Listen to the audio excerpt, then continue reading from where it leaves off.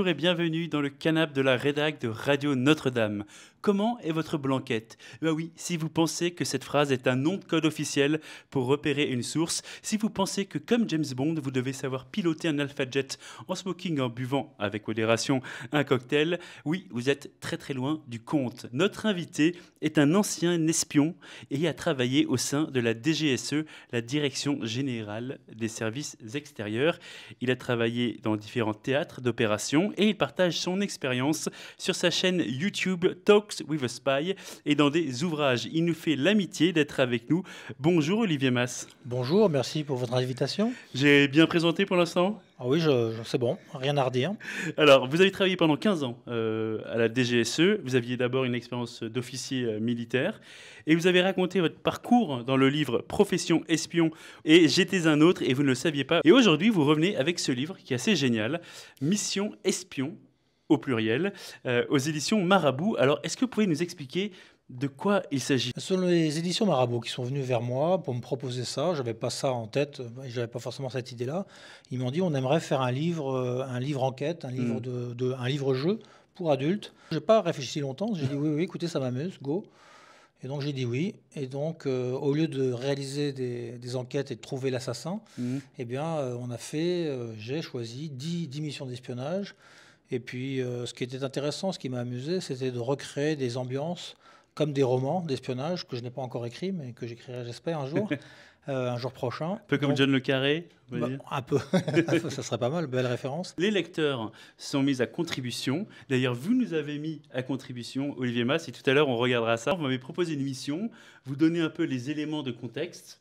Alors ça peut être déjouer un attentat terroriste, essayer d'identifier une taupe dans un service de renseignement. Tout ça, vous en parlez aussi dans votre chaîne YouTube, parce que c'est aussi la réalité de l'espionnage.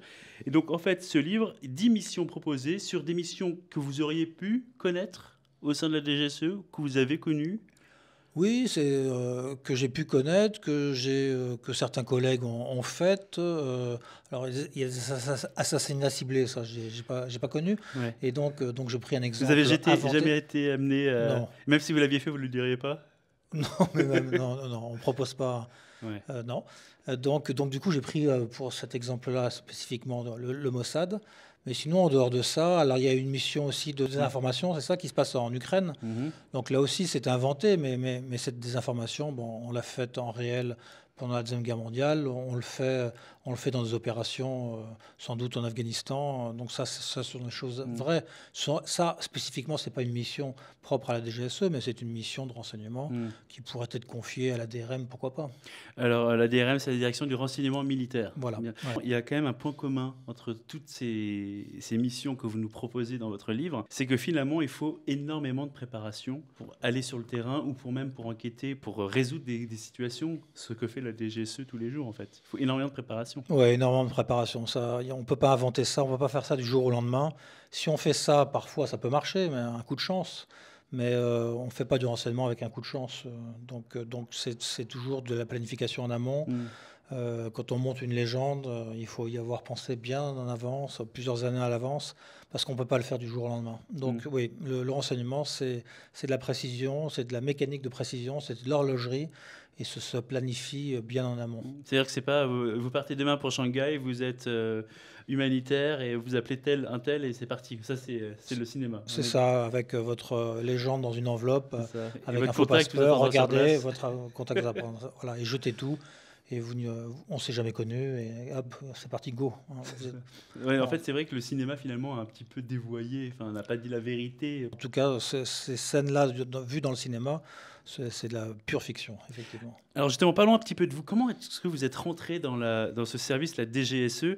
Est-ce que c'était un rêve d'enfant? Est-ce que c'est quelque chose qui est venu comme ça, par hasard, le hasard des rencontres? Ça s'est fait au fur et à mesure. D'abord, mon rêve d'enfant ou d'adolescent. Mon père était militaire lui-même.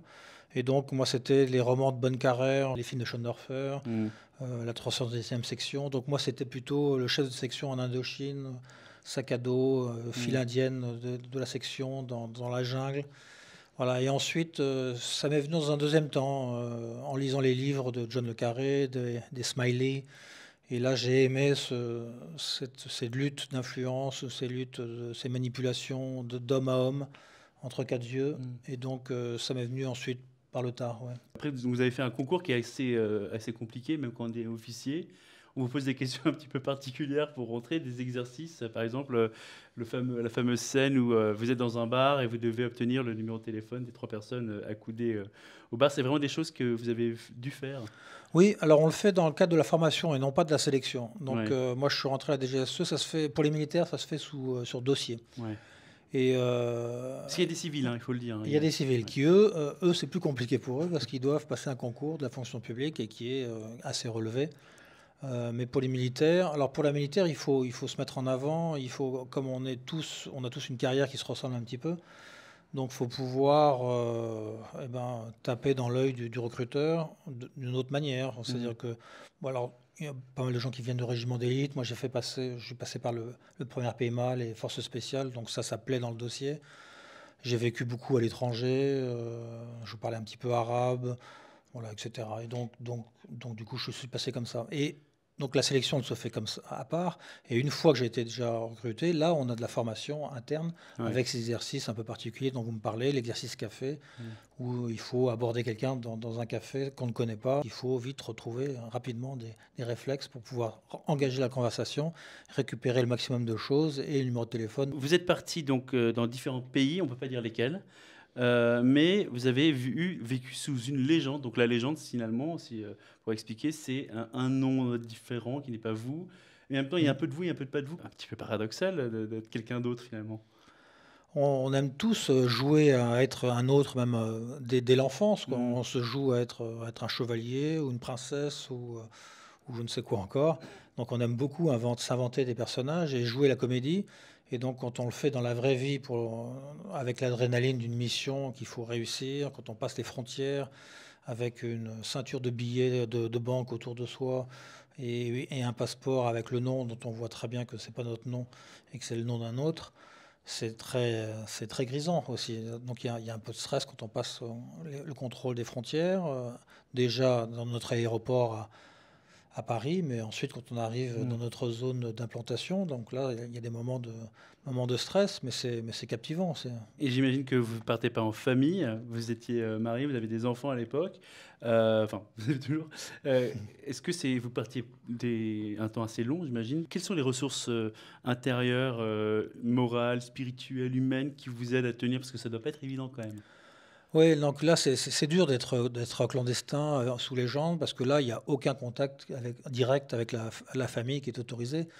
Pas par Internet, pas de message, pas de lettre, pas de coup de téléphone, rien du tout. Donc ça, c'est quand même très particulier. Et en France, souvent, on se trouve, comme on trouve ça dur, on trouve des moyens que ça soit un peu moins dur, donc, notamment sur les missions.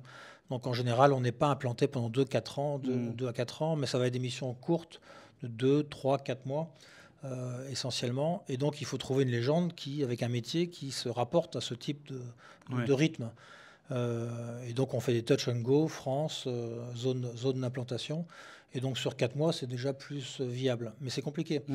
Alors on peut envoyer des messages, c'est des messages chiffrés, mais donc ils passent par le chiffre maison, et donc du coup on envoie des messages qui sont pas très érotiques, pas très intimes, pas très amoureux, parce qu'on sait que ça va être lu par un tiers. Donc on balance tout va bien, ne t'inquiète pas. Le conjoint renvoie des nouvelles de la famille en disant, voilà, le petit dernier. Donc elle est au courant, votre épouse, ou Elle sait qu'on est. pas vos enfants, Voilà. parce que c'était jeune. Voilà. Elle sait qu'on est implanté sous couverture, sous légende, et c'est pour ça qu'on ne peut pas se parler en direct. Il faut quand même qu'elle comprenne. Sinon, si on lui dit rien, c'est horrible. Enfin, c'est insupportable. Donc, non, elle sait qu'on est sous légende et qu'on est implanté à l'étranger. C'est elle le pays, en tout cas elle sait la zone, et là, voilà, ça lui permet de comprendre pourquoi est-ce qu'il n'y a aucune nouvelle. Quand vous avez commencé votre chaîne YouTube, vous étiez visage découvert. Aujourd'hui, non, puisqu'on peut vous voir. Pourquoi ce choix? Au début, il fallait quand même un sas de décompression, c'est-à-dire que j'avais fait 15 ans d'ombre à mentir, pas à mes proches, à ma famille, mais à mentir aux gens que je rencontrais dans la rue, les amitiés qui auraient pu se faire. Et puis, donc, j'expliquais, je ne disais pas que j'étais la DGSE. Donc, j'étais vraiment dans l'ombre. Et là, basculer du jour au lendemain à visage découvert, ça m'aurait été trop compliqué. Donc, du coup, j'ai attendu un an ou deux.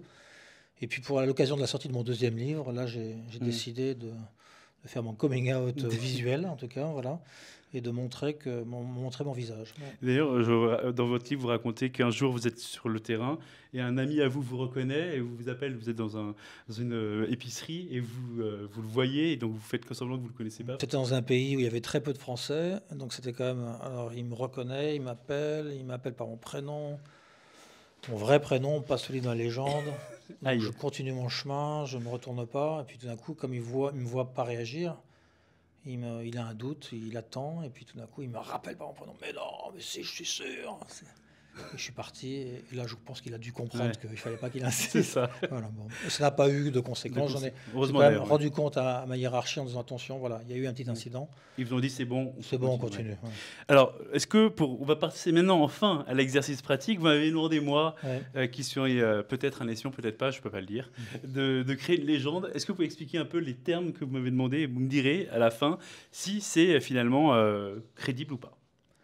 Oui, donc nous, on a besoin de renseignements sur le groupe Wagner, et notamment sur son chef, Prigojine, dont on ne sait plus trop où est-ce qu'il est. Donc il faut confirmer sa présence, il faut savoir quelles sont ses relations exactes actuellement avec le président Poutine. Il faut savoir avoir des infos sur ses cadres qui l'entourent. Voilà, on a plein d'interrogations sur ces hommes-là. S'il y a des occasions de recrutement aussi à terme qui pourraient intéresser la DGSE pour recruter ces cadres qui sont peut-être dans un moment de fébrilité. J'ai donc créé cette légende, donc vous allez être mon chef, vous êtes le chef de la DGSE. Évidemment, tout ça c'est fictif, on le rappelle. Donc pour cette légende, je m'appelle Samuel Miller. Samuel comment, dites-moi? Miller, voilà, ok. ami de LER.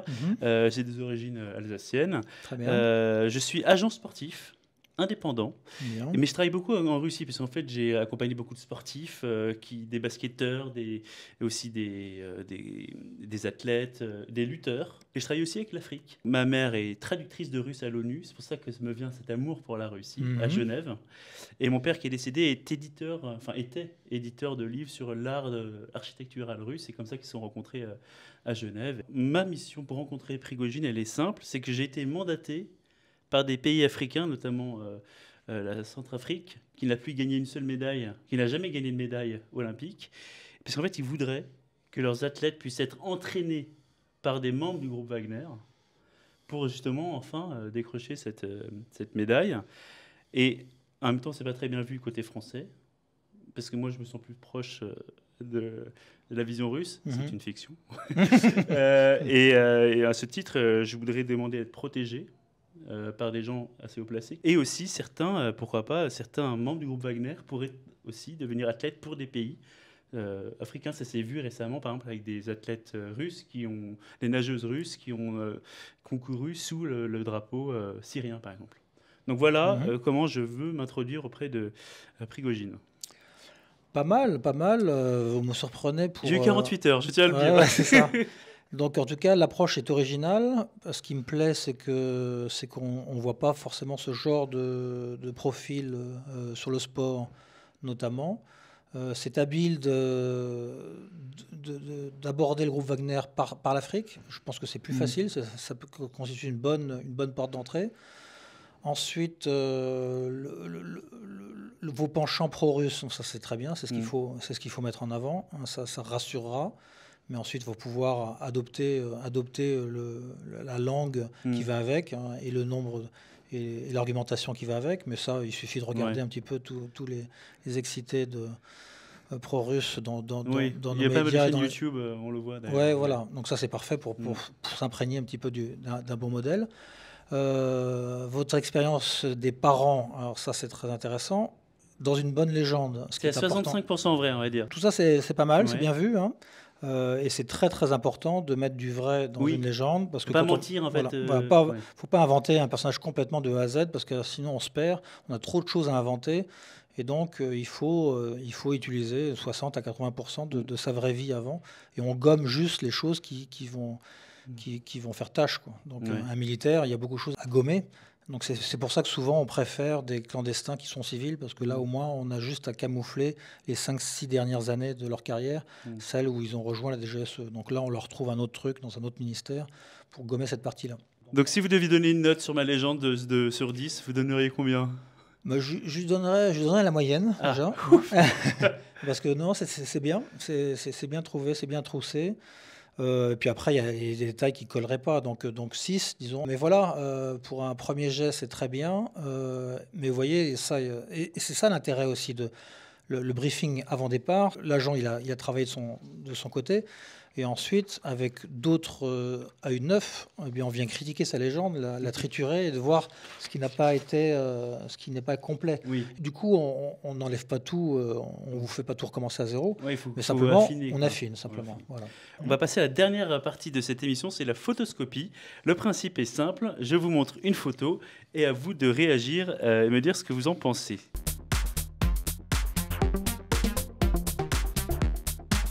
Première photo. Ah. Donc ça, c'était la version Claude Zidi, le film dont s'est inspiré True Lies. Mais, La totale. La totale, voilà. Ça, je cherchais le nom français. On me pose souvent cette question-là en disant, est-ce que c'est vrai le principe d'un mari qui ment à son conjoint, d'une femme qui ment à son mari, en ne disant pas elle travaille pour la DGSE, pour un service de renseignement. Donc ça n'existe pas. Oui. Évidemment, heureusement, parce que c'est invivable. Donc il faut qu'un agent il soit bien dans ses baskets, qu'il soit la tête sur les épaules, et il faut que ce couple fonctionne. Il préfère des espions ou des agents célibataires? En tout cas, pour les missions clandestines au long cours, c'est plus facile. Ouais. Donc c'est souvent des jeunes célibataires, mais on préfère aussi, on aime bien avoir des quarantenaires ou des gens plus âgés, puisqu'eux, ils vont avoir leur alter ego, seront des gens qui sont dans les responsabilités, qui auront le même âge, 40, 50 ans.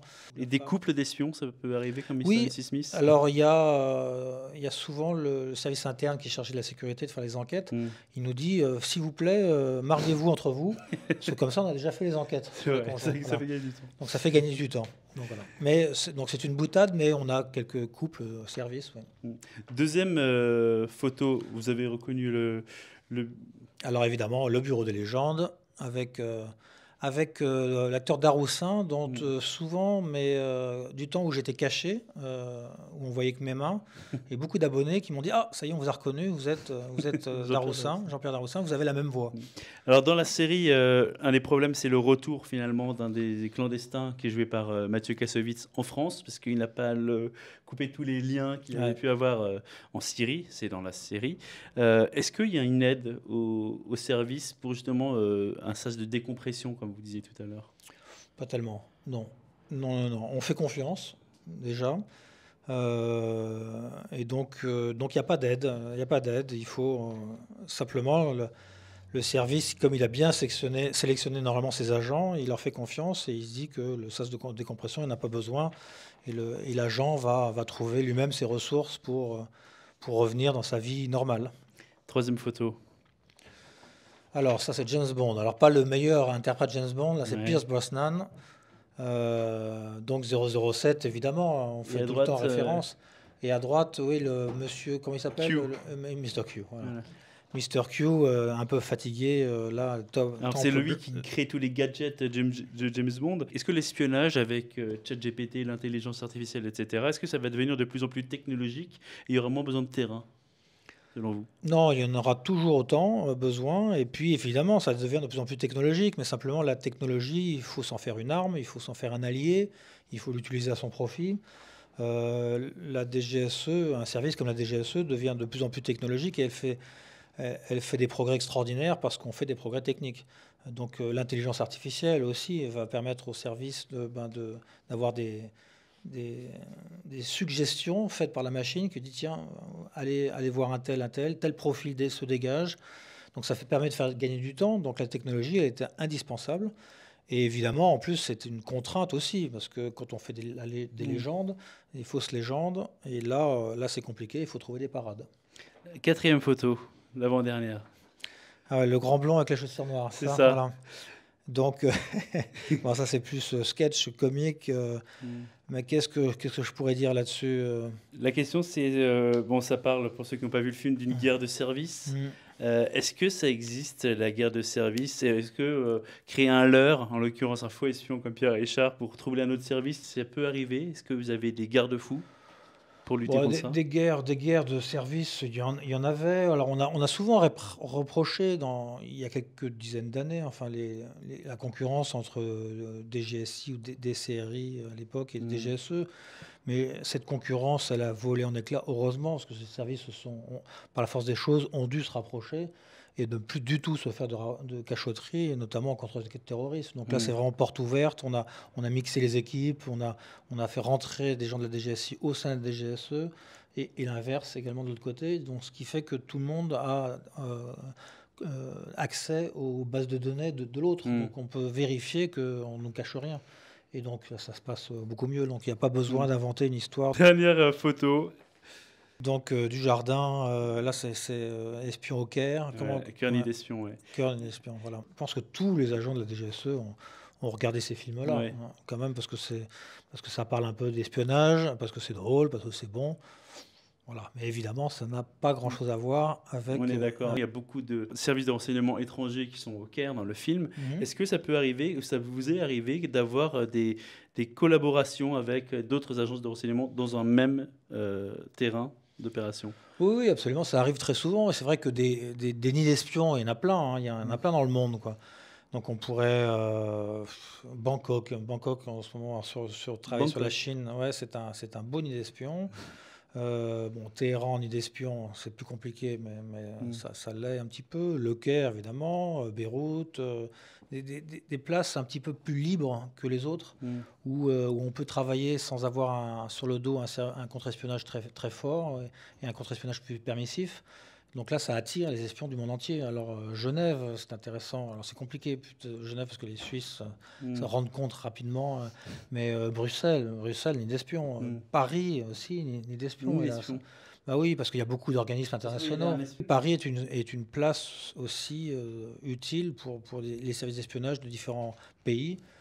Je pense que la CIA travaille beaucoup à Paris, et la DGSI essaie de faire ce qu'elle peut pour limiter un petit peu ses actions. Ce livre, je le rappelle, Mission Espion aux éditions Marabout. Vous amuserez cet été avec vos amis, vos familles. Merci beaucoup, Olivier Mas, d'avoir été Merci avec à vous. nous. Merci à Emiliono qui a préparé ce plateau. Bon vent à Madeleine Savicki qui a été avec nous pendant ces 6 derniers mois au web. Nous nous retrouverons sur le canapé à la rentrée et à Lisbonne pour les JMJ. À très bientôt.